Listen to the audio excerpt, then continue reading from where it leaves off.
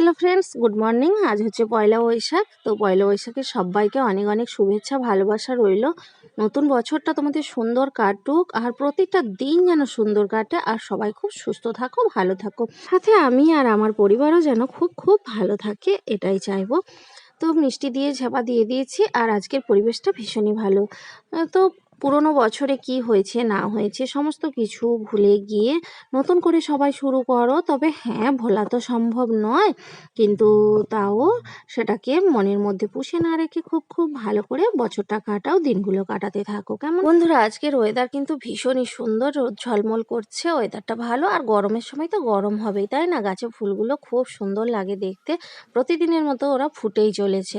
তো ওরা যেরকম ফুটে চলেছে প্রতিদিনের মতো রোদ জল ঝড় মাথায় নিয়ে, সেই রকম আমাদেরকেও বেঁচে থাকতে হবে, সব রকম দুঃখ কষ্ট আনন্দ হাসি কান্না সব কিছু নিয়ে। আর আজকে লাঞ্চ মেনু একদম হালকা পাতলা বন্ধুরা, মুসুরির ডাল বানিয়েছি টমেটো দিয়ে, আর এটা পেঁয়াজ রসুন ভাজা করে রেখেছি এঁচোড় আলু ভাতে খাওয়ার জন্য।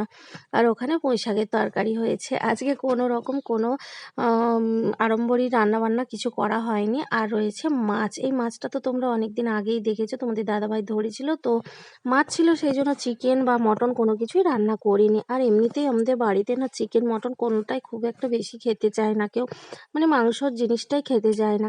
তো যাই হোক, রোদ তো বেরিয়েছে, জামা কাপড়গুলো শুকিয়ে গেছে, ওগুলো তুলে নেব। আর এখন দেখো বাবার ভাতটাও দিয়ে দিয়েছি। তো লাঞ্চ মেনুটা ভীষণই হালকা পাতলা। আর হ্যাঁ, এই যে কাকে দেখতে পাচ্ছ বলো তো, এটা আমার বাবা। তো পয়লা বৈশাখের দিন বাবা মার কথা মনে পড়ে। তো কি করব, এখন তো আর যেতে পারলাম না, আগের দিনে গিয়েছিলাম। তারপরেও মনে পড়ছিল, সেই জন্য আবারও এই যে ছোট্ট একটা ভিডিও রেখে দিয়েছিলাম, তো সেটা আমি জুড়ে দিলাম। যার ফলে আবার আমি আমার বাবা বা বাপি বলতে পারো, বাপি বলেই ডাকি। তো বাপিকে দেখতে পাচ্ছি, ভীষণ ভীষণ ভালো লাগলো। চলো বাপি, তুমি খুব ভালো থাকো, সুস্থ থাকো, এটাই চাইবো দূর থেকে।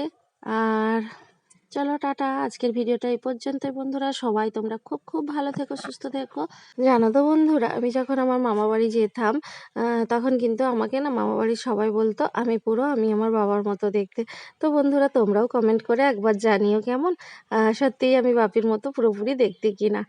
তো যাই হোক বন্ধুরা, টাটা, খুব ভালো থেকো, সুস্থ থেকো।